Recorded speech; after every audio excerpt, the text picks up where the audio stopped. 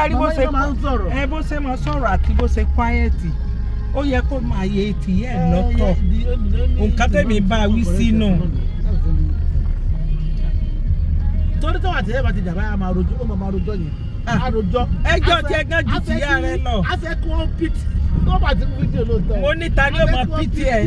mo mọ̀ wọ́n pìtì o pé ẹ̀wọ̀n kan tó ẹjọ́ tó rò yẹn pé ìyàwó kò lísìn sí òun ìyàwó ó fẹ́ kí ẹlòmíì lísìn sí òun pé òní victim. pé òní victim.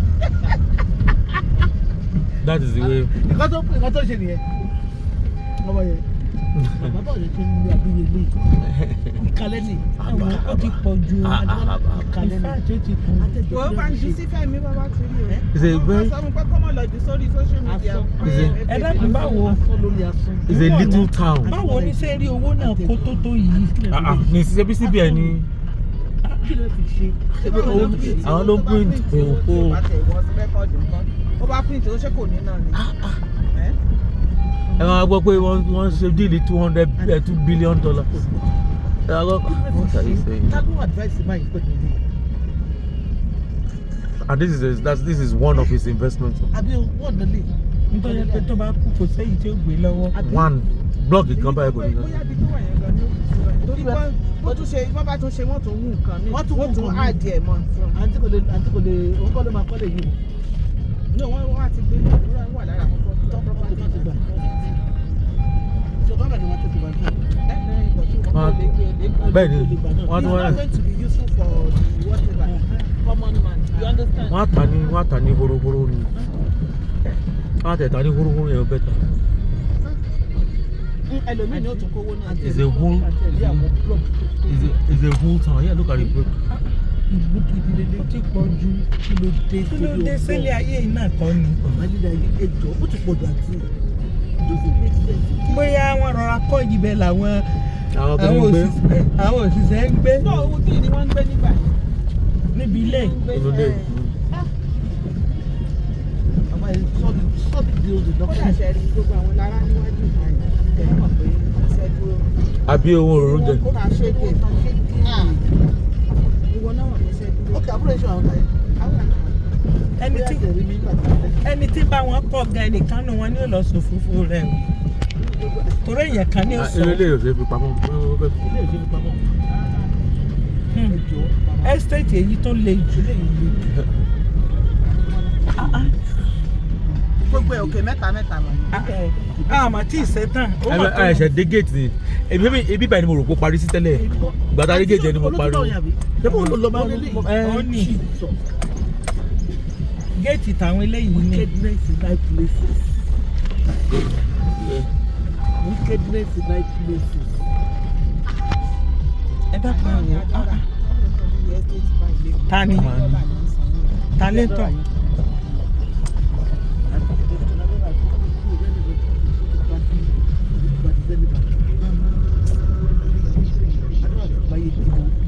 ọkọ rẹ ti kọ́lé ètò wọ́n ti kọ́ ilé ètò tẹ̀ àwọn àti bẹ́ẹ̀ máa gbé bẹ̀rẹ̀.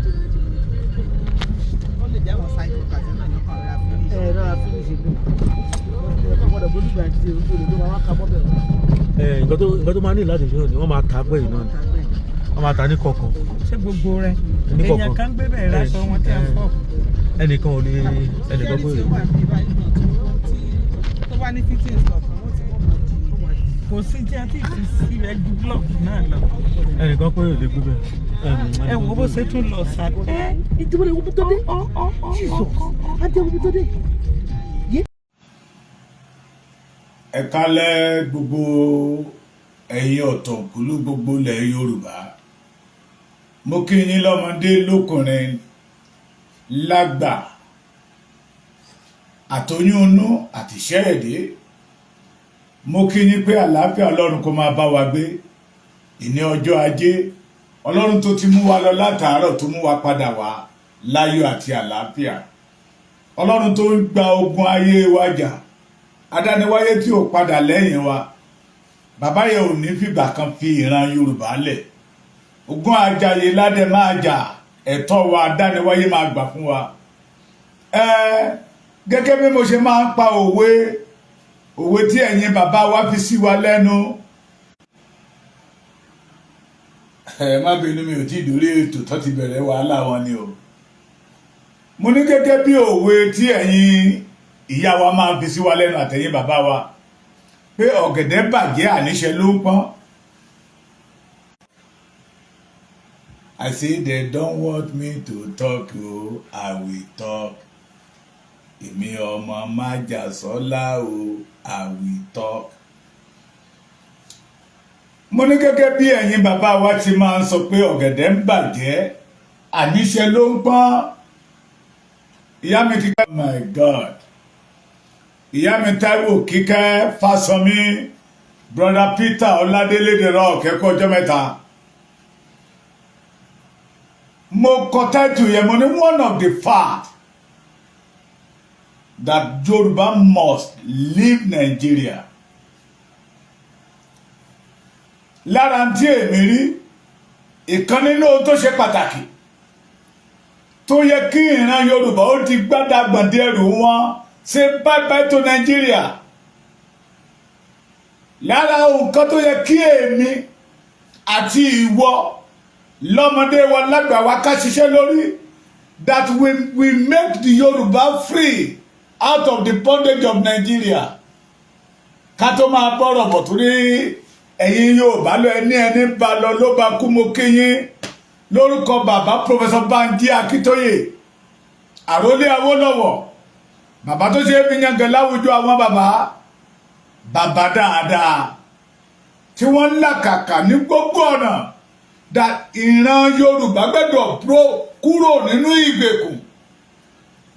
Ìran Yorùbá gbẹ́dọ̀ ní ọwọ́ ara wọn. Ìran Yorùbá gbẹ́dọ̀ já àjàborí. Mo forúkọ bàbá yẹ kí yín l'Amẹ́ríkà, ní Canada, ní London, káàkiri gbogbo ibi tí ojúlówó ọmọ Yorùbá bá wà. Mo ní káàkiri ibi tí Nàìjíríà bá lé gbogbo ọmọ Yorùbá dé tó jẹ́ ojúlówó ọmọ àti gbogbo ẹ̀yin bàbá tẹ́ẹ̀ní àtẹ̀yin ìyá tẹ́ẹ̀ní lọ́kàn pé àjò dùn bí ilé pé ilé kòkó níta gbé. Mo borúkọ Májàsọ́lá ọmọ kan ṣoṣo tọ́lọ́run ọba mi yọ̀ǹda fún ìran Yorùbá tó fi gbogbo ohun tó ní tó fi ilẹ̀ fún ìran Yorùbá pé ìran Yorùbá gbẹ́dọ̀ kúrò nínú ìgbèkùn. Mo fi kí yín l'Amẹ́ríkà, ní London, ní Canada, káàkiri gbogbo ibi tí Nàìjíríà bá lé gbogbo ẹ̀yin ojúlówó ọmọ Yorùbá sí. Yorùbá mo ti máa ń béèrè tipẹ́ pé kí là ń pè ní ọmọlúwàbí. Mo ti máa ń béèrè tipẹ́ pé èrè wo la fi ń pè wá ní ọmọlúwàbí. Ṣé ìwà tí à ń wù lónìí ṣé bí a ti bá lọ́wọ́ àwọn bàbá wa ní? Ṣé ìwà tí à ń wù lónìí ṣé àjogúnbá lọ́dọ̀ àwọn ìyá wa ní? Ṣé ìwà tí ọ̀pọ̀lọpọ̀ wa ń wù lénìí ṣé inú ẹ̀jẹ̀ ló ti wá? Torí tẹ́nìyàn kan bá wùwà kan wọ́n ní inú ẹ̀jẹ̀ ló wà á bímọ ní. Ẹ gbọ́ gẹ́gẹ́ bí ìkan gbòógì nínú ọmọ Yorùbá àwọn ìwà tá à ń wù lónìí ṣé àjogún bẹ̀rẹ̀ lọ́wọ́ àwọn òbí wa ni? Èmi lè sọ pé no, pé 75% of it is no. Lóòótọ́ a rí àwọn ọmọ ní ilẹ̀ Yorùbá tí wọn ò ní bíbí ire. Lóòótọ́ la rí àwọn ìdílé kan láti ìbẹ̀rẹ̀ ìpìlẹ̀ṣẹ̀ ayé tí ìdílé wọn ti dúró wọn ní orúkọ rere, wọn dúró níbi kí nǹkan ó ti dárí, wọ́n máa ń ba ayé aláyé jẹ́ ni, wọ́n máa ń ba ohun tó dára jẹ́ ni, ìran wọn máa ń tú ẹgbẹ́ ni, wọ́n ń kó ẹgbẹ́ jọ bí orú ìran Dúpẹ́ Onítìrí. Tẹ́ bá dẹ̀ wo ìran Àjàkáyé dáadáa, ìran wọn náà wọn àṣẹ nǹkan rere, àwọn ìjìnlẹ̀, torí tí wọ́n bá dé pé wọ́n jáde láti ilé ère ni. Àrà tán dá nínú ìran Yorùbá lénìí wọ́n á ti padà sẹ́yìn. Ìbẹ̀rẹ̀ kọ́ ni mò ń lọ lénìí. Mo kàn ń sọ ni pé lóòótọ́ lódodo ìwà tí à ń wù nínú Nàìjíríà lénìí ìwà tí ọmọ Yorùbá ń wù lénìí mo lè pè ní ìwà tí Nàìjíríà kó sí ọ̀pọ̀lọpọ̀ wa lórí torí láyé àtijọ́ ó ní bí àwọn bàbá wa àtàwọn ìyá wa bọ́n ṣe ń hùwà àwa tá a kéré tá a jọmọ kékeré láàrin yín a sì dé bá nǹkan tó ń pè ní orúkọ rere ìtìjú àti gbọ́ pé èmi la bá ń bẹ̀ àti gbọ́ wọ́n tẹ̀ máa ń sọ fún wa nígbà tá a bá ń lọ léèwé bí àárín ìrìn àjò ni wọ́n á ní orúkọ tó mú dání tó mú lọ yìí àwọn kan ló ti gbórúkọ yẹn dání kí ìwọ tó dé orúkọ yẹn ò gbẹ́dọ̀ torí títì ẹ bàjẹ́ wọ́n á máa sọ fún wa pé rántí ọmọ ẹni tí ìwọ ń ṣe into today in Nigeria in Yoruba land ṣerú ẹ ṣẹlẹ̀ it is because Nigeria ti pollute the Yoruba race Nigeria ti kọ́ wa ní ìwà tó jìnnà sí ìwà ọmọlúàbí Nigeria celebrate armed robbers Nigeria produce kidnappers Nigeria produce corrupt leaders in any angle tí a bá máa bára wa sódodo ọ̀rọ̀ kì í ṣe ìṣẹ̀dálẹ̀ Yorùbá la wà yìí ìṣẹ̀dálẹ̀ àwọn bàbá wa yìí parọ́ ìṣẹ̀dálẹ̀ àwọn bàbá wa yìí gbẹ̀bí fún aláre ìṣẹ̀dálẹ̀ àwọn bàbá wa yìí lu jìbìtì ìṣẹ̀dálẹ̀ àwọn bàbá wa náà máa ń sọ pé gbangba làṣà ń ta èmi ò tó dá ẹnikẹ́ni lẹ́bi but I just want to use it as an illustration the case of Baba Afẹ́ Babalọ́lá àti bàbá wa brother wa Délé Fárótìmí I don't have anything to do with them I'm not a lawyer ní ò jẹ́ kémi máa dá sí ọ̀rọ̀ yẹn but I want to use something between Délé Fárótìmí I want to use something to show you the mentality and the characteristic of Nigeria that either we like it or not, the Yoruba must leave Nigeria. We must disassociate ourselves as a Nigeria. Tabashi in Nigeria, it means that we are kidnapper, armed robber, name of the bad name. When they arrest, when the Nigeria police arrest brother Wadele Fárótìmí with alcohol ní ayé ìgbà kan notorious armed robber àwọn armed robber náà máa kọ́ bọ̀ ọwọ́ wọn ó lè eléyìí tó bá jẹ́ notorious armed robber wọ́n á kọ́ bọ̀ ẹ̀ lẹ́sẹ̀ with chain wọ́n á so chain yẹn mọ́ tọwọ́ náà tí wọ́n bá ti gbé wọn jáde nínú sẹ́ẹ̀ ọ̀ nínú ẹ̀wọ̀n gbogbo wa tá a bá ń wò nígbà yẹn tí máa mọ̀ pé eléyìí ògbólógbò olè ni but nígbà tí police máa parade bọ́dà wa Ọ̀kúdélé with alcohol in hand Délé Fárótìmí was not armed robbers ibẹ̀ yẹn kọ́ ni mò ń lọ mo ti sọ pé èmi ò ṣe lọ́yà ìwé tí bọ̀dá yẹn kọ gan mi ò lè kà torí kò kàn mí I'm not a Nigeria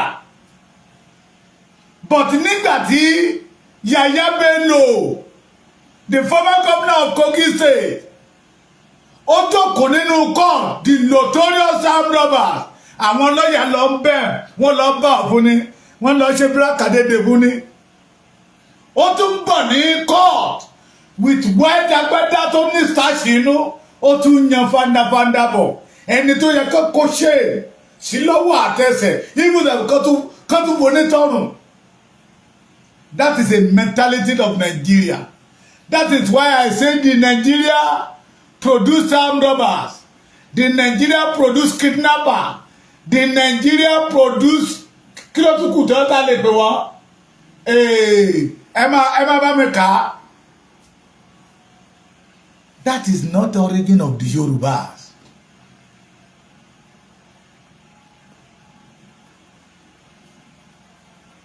Délé Bátúrò tì mí, ó borúkọ mi jẹ́ kò borúkọ mi jẹ́, lọ́lọ́pàá fi mú.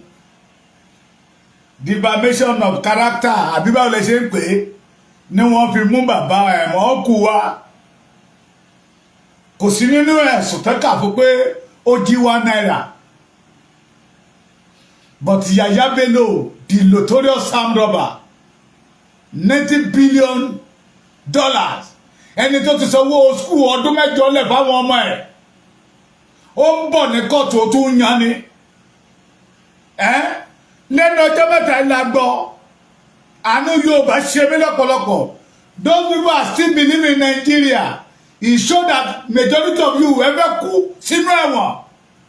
Majority of you nígbà tẹ́ bá dàgbà tọ́tọ́ ọmọ yẹn bá ráre ẹ máa ní ogún ìdílé ni ogún ìdílé ìyá ni orogún ìyá mi ló ń ṣe mí ẹ̀ ní mọ̀ pé àfọwọ́fà ara yín ni ẹ̀yin fara yín lẹ fa àwọn ọmọ yín tún ní ìgbèkùn. Nínú ilé ṣé Rufai ni the former governor of Kaduna State $800 million. $800 million. After that, they now see another 700 million naira. Kátó wá rí àwọn drug tí owó ẹ̀ tó 1 trillion naira. Today, every fire àtàwọn ẹ̀ wọ́n rìn wọ́n yan pàǹdàpàǹdà. Bẹ́ẹ̀yàn kan bá wá jí 50,000 naira. Tá bá wá fẹ́ parade ní police station with armed corps. Yoruba, we must wake up. The only thing that Nigeria can produce, it is armed robbers, political armed robbers, the political leader armed robbers. Ìjọ wo la fẹ́ bọ́nú ẹ̀? Ìjọ wo? Mo fẹ́ kẹ́ gbé yẹ̀wò síra wọn. Ẹni tó yẹ kí ọlọ́pàá kó kó áńkọ́ọ̀bù sí lọ́wọ́. Kó kó sí lẹ́sẹ̀ kó tún fi ṣéènì sí lọ́rùn gan kó má lè mí dáadáa. Ó ń bọ̀ ní kóòtù ó yan pẹ̀lú white agbádá ni ó yan ó tún ṣe dé rákàdédé fáwọn tó kí nígbà tó ń bọ̀ gbogbo àwọn lọ́yà tó bá ọ̀fun ni wọ́n ṣù ẹ̀ níbi tó jókòó sí ní kóòtù tí àwọn lọ́yà yẹn lọ ń kí bẹ̀ tẹ́ lọ ń kí bẹ̀. Yaya Bello, notorious armed robbers, tó lọ kí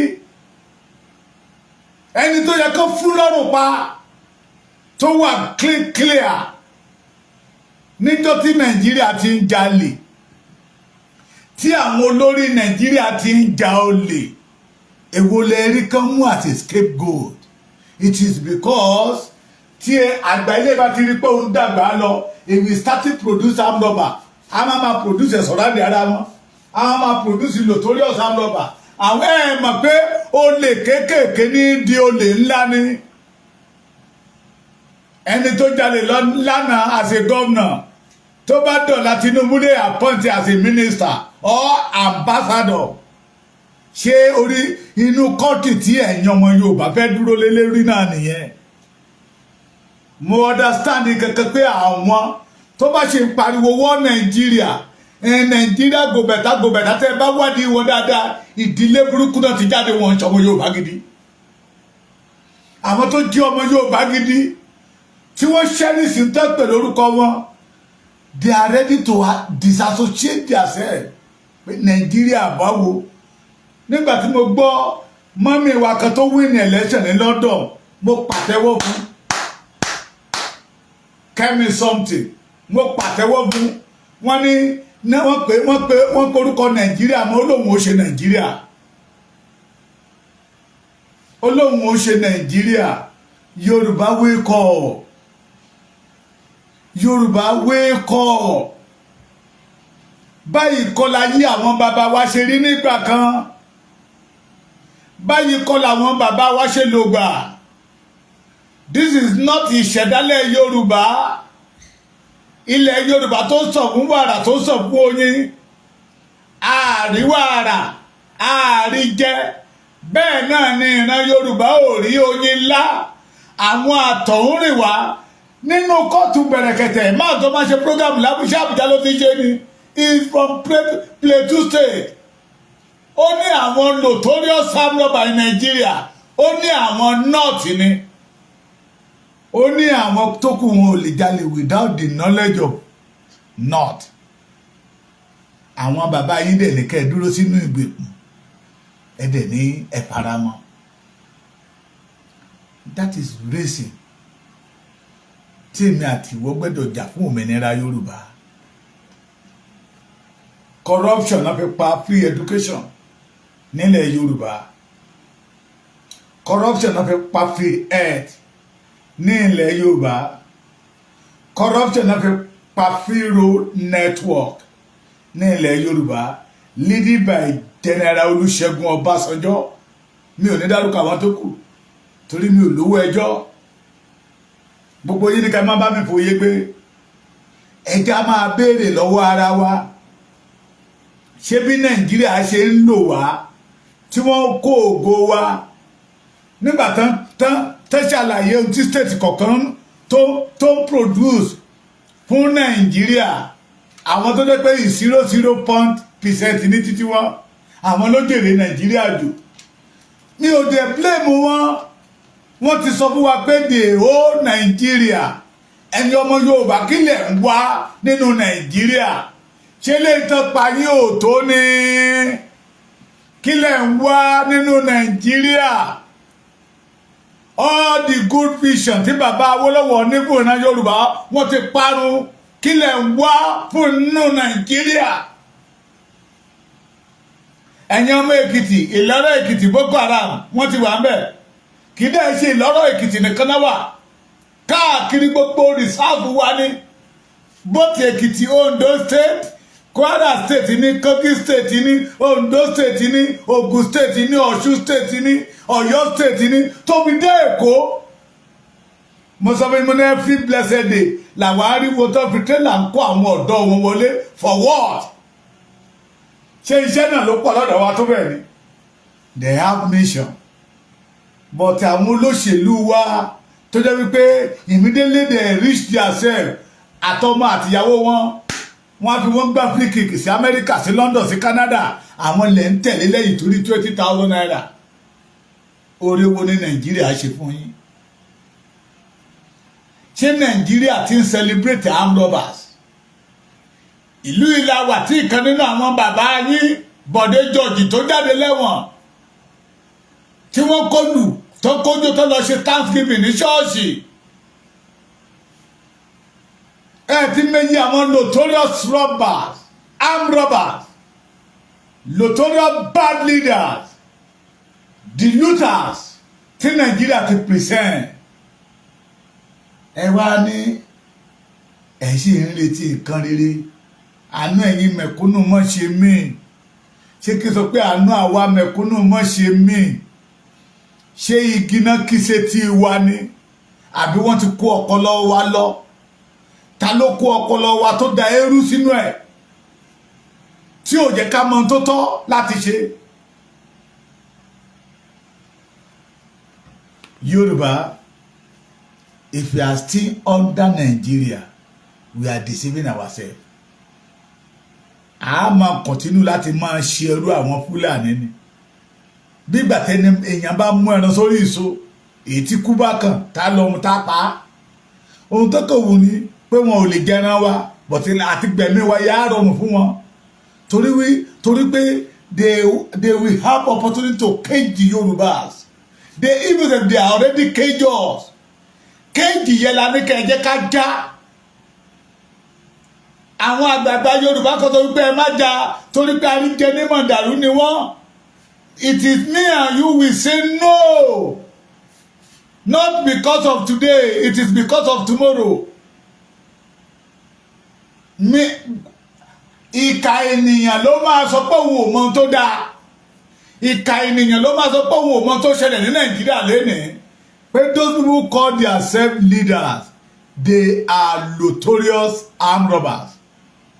Wọ́n lọ bẹ̀ láti lọ jalè ni. nígbà tó dé pé àwọn bàbá wọn tó ń jalè lọ́wọ́ tán fi wọ́n sípò wọn ò tí ì ṣíwọ́ olè jíjà. That is why you will see governor tó ti báyé state kan jẹ́ tó ti ra state kan tó bá ti ń lọ á ti wá ẹni tó jẹ́ wípé bóyá auditor state ẹni ò tọ́jọ́ ń jà tó jẹ́ pé bó bá gbé 20 billion á ju bí 5 billion sákàǹtì yẹ á wá fi cover evil tó ti ṣe é lẹ̀. ọmọ Yorùbá jẹ́ ají o the only thing tá a bá fẹ́ rí ayé gbé mo ti sọ tipẹ́ we must fight for our freedom. That freedom only lè fún wa ní better life to live. Nigeria ò lè fún wa ní better life kankan. Ṣé Nigeria tó fẹ́ print 60 billion wọ́n fẹ́ print owó síta ni o wọ́n fẹ́ print 60 billion wọ́n fi 270 billion print 60 billion yóò bá àwa náà dẹ̀ fi yáwó ẹ̀rí Emefiele ń bọ̀ ní kóòtù ó ní orí ọ̀fẹ́ àti gbé báìbù dání wọ́n kúkú mọ̀ bọ́ ṣe fi báìbù yẹn ń tàn wá tí dúpọ̀ ní tìrì náà bá máa sọ Olúwa bá mi sọ̀rọ̀ Emefiele náà ń bọ̀ ní kóòtù ó gbé báìbù dání ẹni tó yẹ pé kó ti gé orí ẹ̀ kó jẹ́ pé òkùtù orí ẹ̀ ní ọmọ ṣẹjọ́ ní kóòtù tó ní 700 and something houses estate 500 plus bank account. Ṣé àwọn tó ń bọ̀ lẹ́yìn wọn àràbáwọn tó wà lónìí nígbà tá bá gbọ́rú rẹ́kọ̀dù Emefiele yẹn tó jẹ́ pé at the end of the day ẹ̀ní gbọ́n tó tẹ̀lé ẹ̀ jáde mọ́ gbogbo yín lẹ rántí ìbò rí the former governor of Delta State lẹ́nu ọjọ́ mẹ́ta la gbọ́ pọ́ ọmọ ẹ̀ dìbẹ́n ó kò nu PDP lọ sí APC. Yoruba don't expect any good thing under Nigeria. Mo rí program kan táwọn ará Ọ̀yọ́ ń pariwo pé gbogbo gómìnà tó ti jẹ́ ní Ọ̀yọ́ kò sílé tó wọ̀ sí bídílé Ṣèyí Mákindé gbogbo ilẹ̀ wọn náà ń gbà kiri tí ì rí nǹkan kan. Ṣèyí Mákindé kọ́ o Nigeria system ló ń fún okùn mọ́ wa lọ́rùn. Nigeria system ló fún okùn mọ́ wa lọ́rùn. Ṣé kí n rán yín létí Ọbásanjọ́ fà majority of you ti gbàgbé Operation Feed the Nation ìjọba ológun ti sọ wá dóge òun lọ́básanjọ́ sọ di Ọbásanjọ́ fà. They use that post to enrich themselves when the masses continue suffering. Ọ̀nà àbáyọ kan tó rèé tí èmi àti ìwọ gbẹ́dọ̀ kúrò we did not belong to Nigeria. That is why I say the fact one of the fact that Yoruba must out must deny disassociate ourselves that we are not in Nigeria. Tẹ́lẹ̀tẹ́lẹ̀ èmi a máa sọ wípé we the Yorubas we are not in Nigeria. Our forefathers they are not in Nigeria. Last month mo kàwé kan William Shapara Williams is from Abeokuta, Ogun State. First lawyer in Yoruba land. He was not born as a Nigeria. He was not born as a Nigeria. 1855 ṣé British ti create Nigeria ń gbà yẹn? No. So anybody tó bá pera ẹ̀ tó jẹ́ ọmọ Yorùbá tó pera ní Nigeria ọmọ àlè ni. That is why you see them behave like ọmọ àlè káàkiri. The interest of the Yorùbá is not their own mind but interest ara wọn to become a billionaire in day night. That is reason we the Yoruba must go back to our origin. the Yorubas, we must go back to our origin. Ẹ má retí ohun tó dára nínú Nàìjíríà. Nàìjíríà yìí ṣorílẹ̀-èdè. Empire àwọn olóṣèlú jẹgúdújẹrá ni. They are not for us. Nigeria is not for Yorubas. Gbogbo àlùmọ́nì wa tó wọ́wọ́ òkúta tó wà lọ́dọ̀ wa mìíràn yìí marble stone Dangote ti 1.4. Mo wá ń pariwo bẹ́yẹn kan wọ́n ní bàbá Èkìtì ẹ lọ dákẹ́ ṣé àwọn lídà Yorùbá ò máa ń pa ẹni àwọn Dangote ẹ̀ àwọn gómìnà yìí ò máa ń pa ẹni. Gbàtẹ́ni yẹn máa gbé tó máa gbé sí mi létí ó dárúkọ àwọn ọba kan tó ti wá gbé mọ́tò fún wọn. Wọ́n dárúkọ àwọn top politician leaders tó ti gba ẹ̀gúnjẹ dànùdànù. Èmi àti ẹ̀dẹ̀ ṣe ń pariwo wọ́n Nàìjíríà. I pity you. I pity you. Table water canal is now 200, 250. Àwọn ohun fowó ra o. A bag of rice is now 1,200. Àwọn ohun fowó ra o. Aṣọ tẹ́ ẹ̀ ní lọ́dún wọn fowó ra o. Owó yín ni owó aráàlú ni. That is why you see tó fi rọ̀ wọ́n lọ́rùn láti lọ ra mọ́tò 350 million. Ìnákúnà là ń ná owó tí ènìyàn ò ṣiṣẹ́ fún. Ìlòkulò là ń lo aṣọ tí ò ń ṣe tẹ́nì. Yoruba, this time around we must deny this called leadership in politics. Ó ní mo fi gbé kéèsì yẹn síta nígbà tí mo rí píṣọ yẹn lénìí tí wọ́n há kọ bùbọ bọ́dà wa Délé Fátóró tì mí. Mo ní kéèsì tó ṣe kò kàn mí, but that picture ó sọ̀rọ̀ tí wọ́n bá lè àkọ́bù bàbá wa brother wa Délé Fátóró tì mí tí Yàyà Bello wọ court with entourage big agbadas tí àwọn lọ́yà tún lọ ń bá òfin notorious armed robber. Ìlú ilẹ̀ wà nígbà tí Fáyọ̀ṣe sọ wípé EFCC àmì ẹ̀ ṣe báwọn adìdìrín tún jubilate ẹ̀ pé ó láyà ni tó ní EFCC àmì ẹ̀. Fáyọ̀ṣe ló ṣe ẹdìyẹ lẹ́kìtì ẹdìyẹ tí Fáyọ̀ṣe sí nígbà ayé títí ẹ̀ àwọn ẹdìyẹ yẹ ìyàgbẹ́. And thank God today this year ẹni tó bílé Fáyọ̀ṣe kan jáde síta pé ẹ̀gbọ́n wọn àti current governor of Ekiti state pé olè ni wọ́n. Èmi kọ́ mo sọ bẹ́ẹ̀ o. Kí la wá ń celebrate wọn fún? Kí la ń tẹ̀lé wọn lẹ́yìn fún? Good fish tí Yorùbá ní tán parun because they want to become a billionaire. Why are we following them?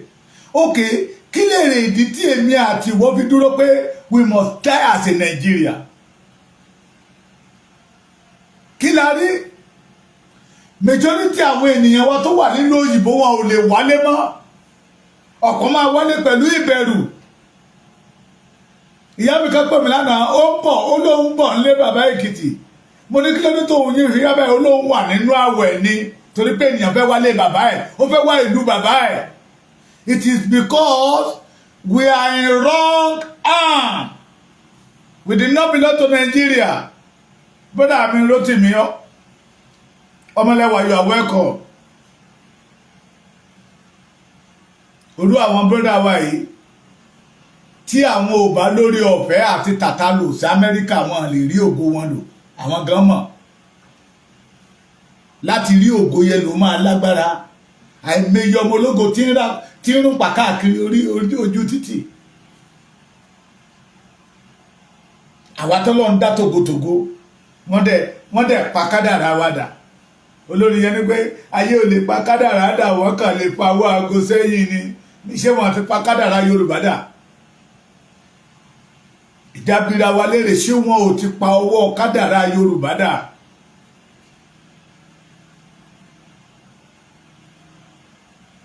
Ọmọ 60 ọdún ó lé 4 tí ń rákòrò. ọmọ 60 ọdún ó lé mẹ́rin tí ò lè provide iná, tí ò lè provide ìmọ́lẹ̀, ọmọ 60 ọdún ó lé mẹ́rin tí ò lè provide omi. Yorùbá wake up. Nàìjíríà ò lè dúró lẹ́gbẹ̀ẹ́ Burkina Faso, kò tí ì pọ́dún 3 tán gbàjọba mẹ́. Nàìjíríà ò lè dúró lẹ́gbẹ̀ẹ́ Mali, kò tí ì pọ́dún 3 tán gbàjọba mẹ́ o. It is only Nigeria, it is only the Yoruba race that celebrate armed robbers. It is only Yoruba race tó mọ̀ pé inú ìgbèkùn làwọn wà tẹ́lẹ̀ sí yọ tán yọ. Mo ní ṣé orin bàbá wa Fẹlá ò wá ṣe sí wa lára, suffering and smiling, let us wake up. Ẹ jẹ́ á la ojú inú wa. Nàìjíríà ń lé olóore mọ́ ìran Yorùbá. Nàìjíríà ń gbọ́n nǹkan tó dára dànù nínú ìran Yorùbá. We did not belong to the Yorubas. Yoruba, every blessed day, non produce armed robbers. Armed robber ní local government, ní council, local government chairman, councillors, state, ambassador, senators, rep, to be the president. The most corrupt nation all over the world. Kí là wá nú ẹ̀? Àwa ọmọ tá a ní bíbí ire, tí a dání wáyé dá wa dáadáa.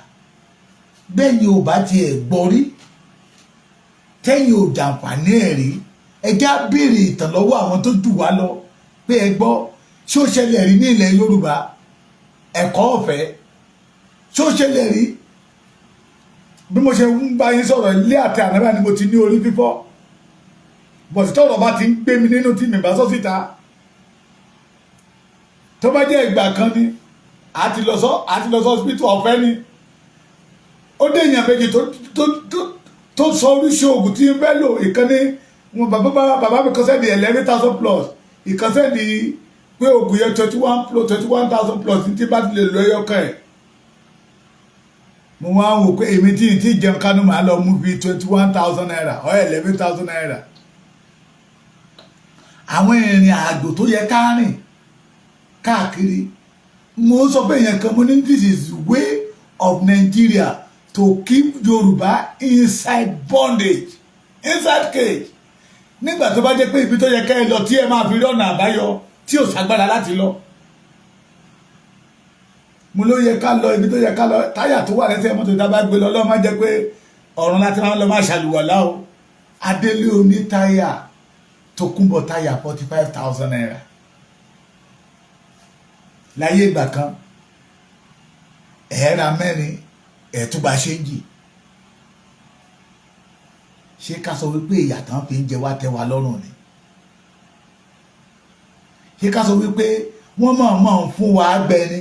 Nígbà tó bá fẹ́ ṣe òṣèlú wọn, tá máa tún wá da àgbàdo síta àtúbò. Ọmọ Yorùbá ẹ jí, we are in wrong hand. A sì lójú ọ̀nà igbó la wà o, inú igbó, inú agijù ní Nàìjíríà, inú adágún omi ní Nàìjíríà tí ejò àkekèé paramọ́lẹ̀ ń bẹ nínú ẹ̀. Nàìjíríà dẹ̀ fẹ́ kémi àti ẹ ó máa wẹ̀ nínú ẹ̀. Ẹ mọ̀ pé jàmbá ní ó ṣẹlẹ̀ fún wa. We must live. Yoruba, we did not belong to Nigeria. Please, let us wake up. Ilé tó lọ, ẹ̀yin àgbà Yorùbá lẹ sọ wípé alùbàtà kan ìdarin. Ilé tó lọ, name it. Gómìnà kan ló dìde lẹ́kọ̀ọ́ tó gbẹ́ bọ́ọ̀wù ẹyọ kan ní 378 million naira. Ṣé ọ̀run ló ti fa omi wálẹ̀ ni? Bọ́ọ̀wù ẹyọ kan ní Èkó lé wa ní o 378 million. Omi nígbà yí àwọn bàbá Awólọ́wọ̀ tá ń fà fún àwọn aráàlú lọ́fẹ̀ẹ́ tí àdúgbò kọ̀ọ̀kan tá aṣọ mi ń bẹ̀. àdúgbò kọ̀ọ̀kan wọn aṣomi bẹ̀ lágbolé títí wá ní òkè ìṣokùn ọ̀nà méjì náà ṣomi bẹ̀ láti lọ ń pọnmi táwa agbójúbà ẹyọ kan wọ́n ṣe kan nígbà táwa débẹ̀ kọ́lẹ́nà ayọ̀ àríyọ̀ tún ṣe méjì òun náà fi 378 million ń ṣe lọ́dẹ òní ni mo sọ bẹ́ẹ̀ tá a bá kọ̀ tá a dìde fún òmìnira wa bí àwa bá ṣerú wọn tán àrọ́mọdọ́mọ títí wa náà ó tún ṣerú wọn àwọn ọmọ ìyá ọdẹ máa fi pè ránṣẹ́ sí wa ọlọ́dẹ lè ṣe kí ikú má pa wá bọ̀rọ̀ àwọn ìyá ọmọ wọn máa wọ̀nyí lépè pé nígbà tó yẹ kẹ́ ẹ dìde kẹ́ ẹ gbà wọ́n kúrò nínú wàhálà kílẹ̀ yìí ṣe mo ń sọ fún yín pé ojú ò tí ì là àwọn bàbá wa wà ní ojú dúdú làwọn òfin mọ̀ wípé ìran Yorùbá nílò òmìnira ojú èmi àtiwọ́ ti wá là lénìí láti gba òmìnira yẹ kí àrọ́mọdọ́mọ wa má bàa jìyà ẹ má jẹ́ àjogún ogun Fúlàní ńlẹ̀ dé àwọn ọmọ wa ẹ má jẹ́ àjogún àwọn ọ̀jẹ̀lú ọ̀bàlújẹ́ akótilétà arúgbó ńlẹ̀ dé àwọn ọmọ wa. We are not in Nigeria. Think about it. That is the only way. That is the only way. Tí eku máa fi ké bí eku, tí ẹyẹ máa fi ké bí ẹyẹ, tí ìran Yorùbá gan máa fi fọ̀rọ̀ bí ọmọ ènìyàn. That is the only way. Tí atẹ́gùn àlàáfíà yóò fi fẹ́ fún ìran Yorùbá. Don't expect good thing under the Nigeria. Ó ti clear. Ìkan nínú ara àwọn èmi ló kàn fà sí pé mi léni pé ó ti wá ṣò pé oríire kan ò lè jáde nínú Nàìjíríà. It is time for me and you to say no to Nigeria. God bless you.